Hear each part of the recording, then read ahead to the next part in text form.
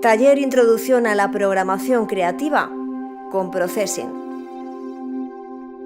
Hasta ahora hemos visto cómo las funciones pueden ayudarnos a partir nuestros programas en partes más pequeñas, así como a incorporar argumentos para que sean reutilizables.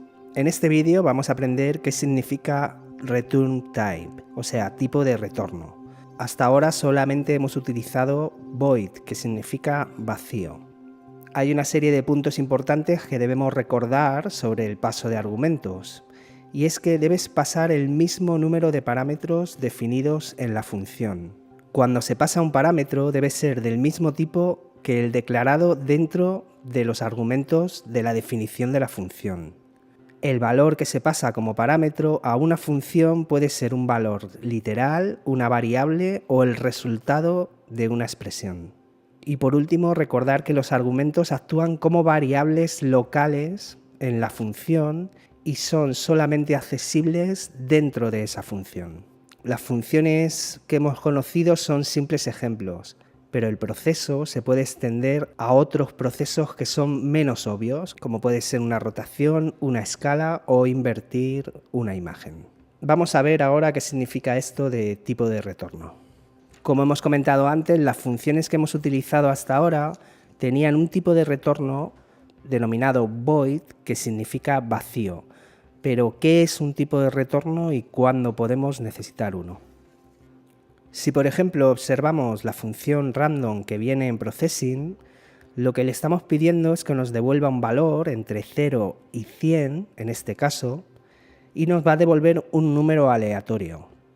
Bien, pues dentro de ese rango lo que debemos preguntarnos es ¿qué tipo de valor devuelve? Bueno, pues nos devuelve un número decimal, por lo tanto su tipo de retorno es un decimal. El tipo de retorno es el tipo de datos que la función devuelve. Y en el caso de random, nosotros no especificamos el tipo de retorno de esta función. Sin embargo, los creadores de Processing hicieron que esta función devolviese números decimales. Si queremos escribir nuestra propia función para que devuelva un valor, vamos a tener que especificarlo, el tipo que queremos que devuelva, en la definición de la función. Vamos a ver esto con un ejemplo. En lugar de poner void, aquí voy a poner int y voy a crear una función que se llame suma. Y aquí dentro voy a crear, pues 3 variables, un entero a, entero b y entero c.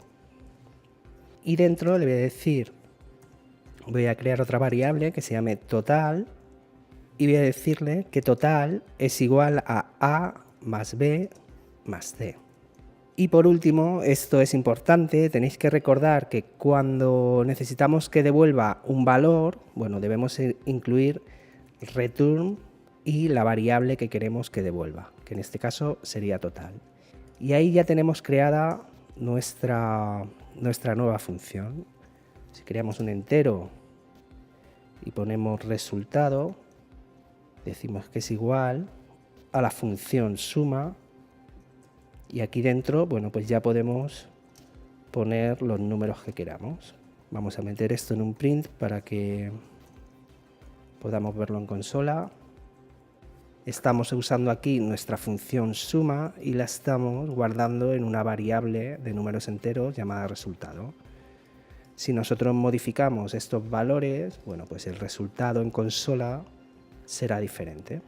Para crear nuestras funciones y que devuelvan valores, pues es exactamente igual a lo que hemos aprendido ahora, pero como valor de retorno, dependiendo del valor de retorno que queramos devolver, pues aquí tendremos que poner enteros, podemos poner números decimales o lo que deseemos. Y por último, antes de cerrar nuestra función, para que esta función funcione adecuadamente, porque si yo comento esta línea, como veis me da un error, ¿vale? Necesitamos enviar un retorno y lo que retornamos es la operación que hayamos realizado con estas variables, ¿vale? Como veis, todo este tema de las funciones es muy sencillo y No estamos aprendiendo nada nuevo, sino lo que estamos haciendo es que nuestros programas, pues van a ser más sencillos de trabajar con ellos, va a ser más sencillo de corregir errores y van a poder ser, con menos líneas de código,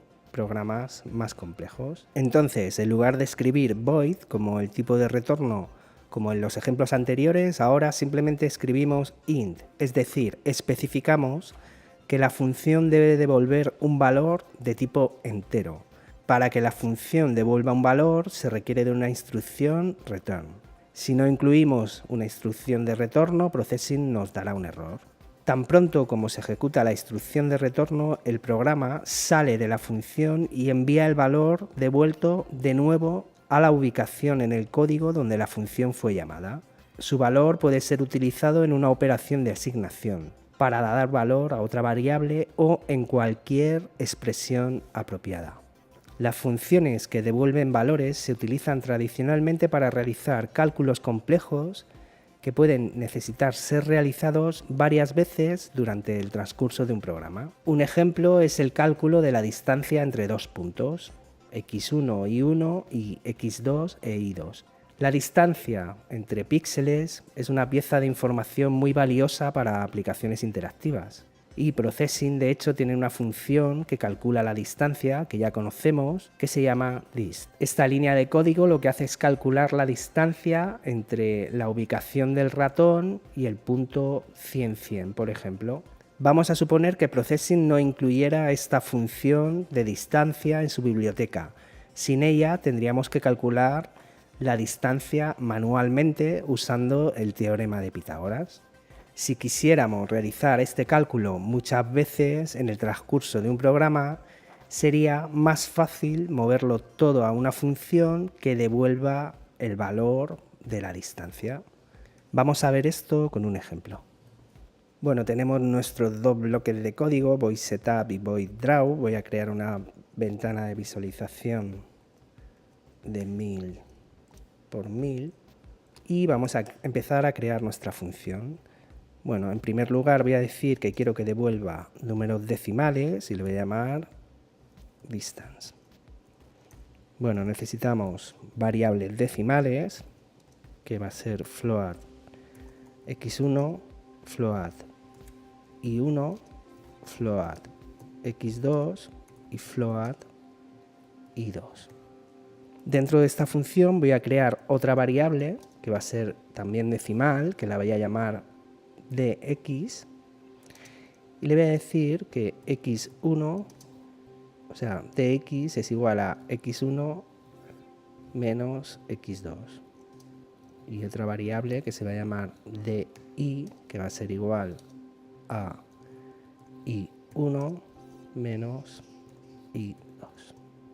Una tercera variable que va a realizar los cálculos, que se va a llamar d de distancia, y voy a usar la función de raíz cuadrada sqrt, y dentro le vamos a decir, pues que dx por dx, aquí aplicamos el teorema de Pitágoras, más di por di. Y por último, ¿qué necesitamos? Pues necesitamos un retorno. Return, ¿qué vamos a retornar? Pues la variable d. Y ya tenemos nuestra función que calcula la distancia entre dos puntos creada por nosotros. Y ahora, ¿cómo podemos aplicar esto en un programa para que funcione? Pues muy fácil. Vamos a crear un background. Vamos a decirle que 0. Stroke, voy a decirle también que 0. Y lo que voy a hacer es un programa que, dependiendo de dónde esté la posición del ratón, pues que el rectángulo se rellene. Cuanto más en las esquinas se encuentre la posición del ratón, más negro será nuestro rectángulo. La función fill de relleno le voy a decir que vamos a usar nuestra función de distancia y le voy a añadir 4 parámetros: 0, 0, mouse x y mouse y dibujamos nuestro primer rectángulo. Vamos a partir la pantalla en 4 partes, así que voy a decirle que comience en el 0, 0, que llegue hasta la mitad de la pantalla y la mitad de la altura. Este sería nuestro primer rectángulo. De momento solamente me dibuja un rectángulo y a medida que posiciono el ratón en la esquina superior izquierda, lo va coloreando de negro. Me está calculando la distancia. Vale, vamos a dibujar los otros 3.